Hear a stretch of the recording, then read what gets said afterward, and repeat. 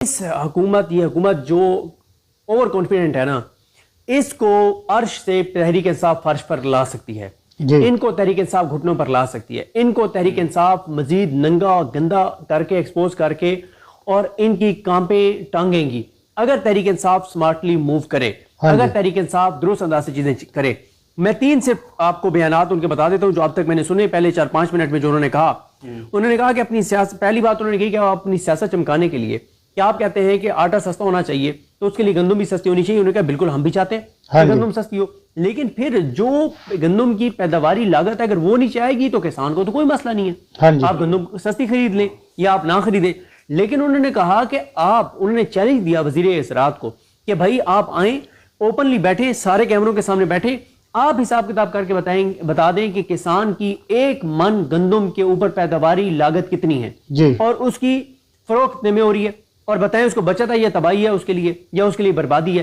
आप नहीं आते, आप बात नहीं करते। अगर मरियम नवाज की हुकूमत समझती है और वो ये कहते हैं कि 1600 अरब रुपए का उन्होंने चूना लगाया है, 1600 अरब का किसानों को, 1600 अरब कितने, यानी तकरीबन कोई 1600 अरब, ये गिन लें करोड़ों में कितने बनते हैं, मेरी तो मैथ कमजोर है, जरा आप इसको गिन लें करोड़ों में कितने बनते हैं, तो फिर जरा लोग इमेजिन करें कि किसानों को 1600 अरब का नुकसान हुआ है। 1 अरब में 100 करोड़ होते हैं भाई, और 1600 अरब रुपए का किसानों को नुकसान हुआ है सिर्फ गंदम में। आप अंदाजा लगाएं, सिर्फ इस हुकूमत ने सिर्फ किसानों को, और किसान जो है सर, किसान क्या होता है, किसान की फसल अच्छी होती है, वो फसल बेचता है, वो जाहिर है यहाँ पे तो हमने बहुत से किसान ऐसे देखे हैं जिनकी मेडिसिन भी मेडिकल स्टोर से उधार पे आ रही होती है। और उन्होंने कहा आगे जाके एक जगह पे, कहते हैं खुदा की कसम मेरे पास किसान आए जिन्होंने जो बेटियों की शादियां नहीं कर पा रहे, ठीक है, जो बच्चों की फीसें नहीं अदा कर पा रहे, जिनका घर नहीं चल रहा। फिर आप देखेंगे इतना नुकसान हुआ जिसपे हमने भी उन दिनों में बहुत बात की और रिक्वेस्ट की कि वो लोग जिन पे अल्लाह ताला का फजल और करम है, उन्होंने जमीनें आगे ठेके पे दी हुई हैं, वो खुदारा मेहरबानी करें और किसान से ठेका ना लें, जिनको पता है कि यार उस बेचारे की गंदम भी इतने की नहीं बिकी, इतना मतलब उसकी जो लागत थी वही नहीं निकली, तो हम क्या उससे ठेका लें। फिर इसी तरह से खालिद महमूद खोखर साहब कहते हैं, और मैं आपको एक चीज़ बताऊँ, ये किसानों के जो नुमाइंदे हैं ना, इनसे हमेशा मुझे एक शिकवा रहा है कि ये ठीक तरह से मूवमेंट चलाते ही नहीं है। आज ये खालिद महमूद खोखर साहब जो हैं किसान इत्तेहाद के, जो बता रहे हैं कि किसान खुदकुशियों पर मजबूर है, लाए ना 5000 किसानों को लाके बिठाए ना इस्लामाबाद में, हुकूमत की कामें टांगती नहीं टांगती पता चल जाएगा, लेकिन नहीं निकलते किसान भी, क्यादत भी नहीं निकलती। फिर दूसरा वो कहते हैं कि क्या हुकूमत पाकिस्तान से ज़राअत को ख़त्म करने का फैसला कर चुकी है। 2 साल पहले आटे की लाइनों में लगी 24 खवातीन जान से चली गई। ये ना हो कि वो 3-3 किलोमीटर की लाइनें अब 10-10 किलोमीटर पर चली जाएं। आज किसान के ना खेत के हालात अच्छे हैं, ना ही घर के, ना सेहत और ना बच्चों की तालीम के। गंदम तमाम फसलों का इंजन है, गंदम का रेट और काश्त अच्छी होगी तो बाकी फसलें भी अच्छी होंगी। ये भी मैंने इतना ही लिखा था। देखें, आपके टेक्सटाइल इंडस्ट्री वाले बहुत परेशान हैं, लोग फैक्ट्री और मिलें मजीद बंद कर रहे हैं, लोगों की बेरोजगारी बढ़ गई है, लोग खुदकुशियां करने पर मजबूर हैं, किसान आपका तबाह हो गया है, रियल एस्टेट आपका नहीं चल रहा, कंस्ट्रक्शन आपकी नहीं चल रही, तनख्वाहदार तबका आपका परेशान है, उनको तनख्वाहों में कोई बड़ा रिलीफ भी नहीं मिलेगा, महंगाई बहुत ज्यादा है, और ऊपर से हुकूमत झूठ बोलती है कि महंगाई 1947 की सतह पर आ गई है, यानी 77 साल की कम तरीन सतह के ऊपर जो है महंगाई आ गई है।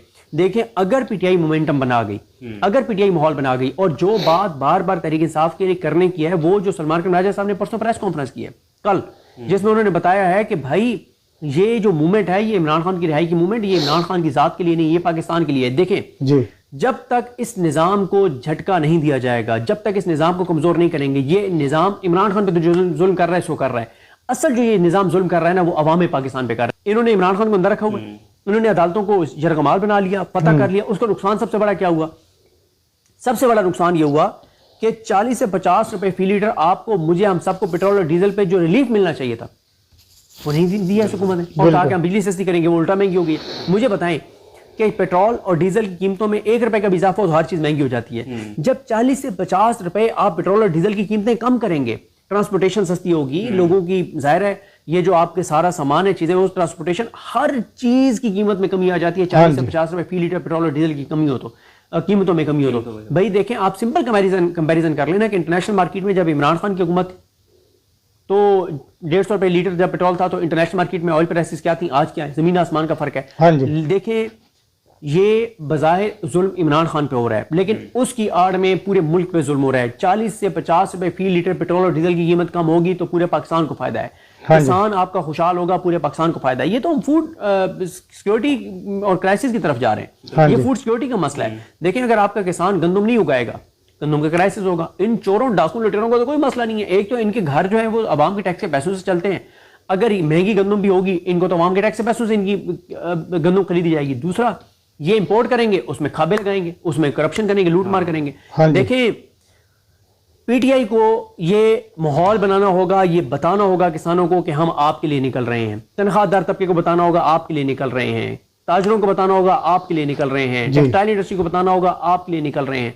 आम पाकिस्तानी को बताना होगा, भैया आप कंपैरिजन क्यों नहीं करते। इस वक्त जो केपीके में जो हेल्थ की सहूलियात दी हैं, हेल्थ कार्ड के ऊपर केपीके हुकूमत ने इमरान खान के बयान के मुताबिक, अली अमीन गंडापुर साहब ने, उसका आप कंपैरिजन करें ना पंजाब के साथ। पंजाब में लोग तड़प तड़प के मर रहे हैं। पंजाब में लोगों के पास इलाज की सहूलियात नहीं है, जिनके पास मतलब लोग अफोर्ड नहीं कर सकते।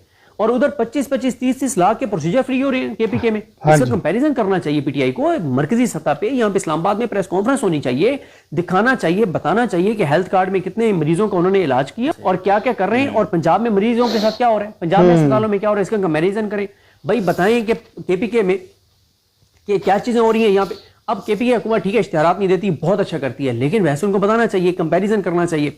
जब तक कंपैरिजन पीटीआई इमरान खान के दौर से और अब से नहीं करेगी, जब तक केपीके और पंजाब का कंपैरिजन खासतौर पे हेल्थ में नहीं करेगी, अस्पतालों को नहीं बताएगी कि वहां क्या सूरत हाल है, कोई फायदा नहीं है। हुकूमत अरबों रुपए के इश्तिहारात देके ये दावा कर रही है कि महंगाई 1947 की सतह पर आ गई है, महंगाई पाकिस्तान की तारीखी कम सतह पर आ गई है। हुकूमत अगर ये दावा कर रही है तो क्या पीटीआई का काम नहीं है कि बताए पीटीआई कि भाई ये ऐसा नहीं है, क्योंकि उसकी वजह ये है ना, अब मैं एक कोर्ट रिपोर्टर हूँ, मेरे ज्यादा कोर्ट्स के ऊपर चीजें हैं भाई।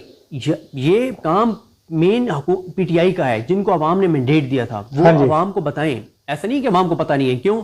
हर घर में बिजली का बिल आता है, गैस का बिल आता है, हर कोई पेट्रोल और डीजल डलवा। अगर खुदा न खासा घर में कोई बीमार हो तो इलाज के लिए भी और मेडिसिन लेने के लिए भी मेडिकल स्टोरों पे जाते हैं, ग्रोसरी के लिए वो दुकानों पे जाते हैं। हर एक को पता है महंगाई की सूरत हाल का। लेकिन जब एक अपोजिशन जमात बड़े पैमाने पे उसको हाईलाइट करती है और उसको इशू बनाती है, तो वो फिर और ज्यादा दबाव इदारों के ऊपर बढ़ता है। पीटीआई जब तक ये नहीं करेगी ना अवामी इशूज को हाईलाइट, इमरान खान की मूवमेंट की रिहाई की मूवमेंट चलाएं, लेकिन साथ अवामी इशूज को भी साथ लेकर चलें, वरना बड़ा मुश्किल हो जाएगा। लेकिन एक चीज की मुझे उम्मीद है, आलिया हमजा साहबा जो है वो अभी कल एक प्रेस कॉन्फ्रेंस करने जा रही हैं इस्लामाबाद में, जिसमें वो सबूत दिखाएंगी कि जो यहाँ पे धांधली की गई इसमें समड़ियाल में, और वो काफ़ी सारी चीज़ें। और मेरी इतलात ये हैं कि आलिया हमजा साहबा 4-5 टीमें बनाने जा रही हैं, जिसमें वो किसानों के ऊपर एक टीम होगी, एक ये ताजरों और इंडस्ट्री और इन चीज़ों के ऊपर, एक महंगाई के ऊपर, एक बिजली पेट्रोल डीजल इन चीज़ों के ऊपर, और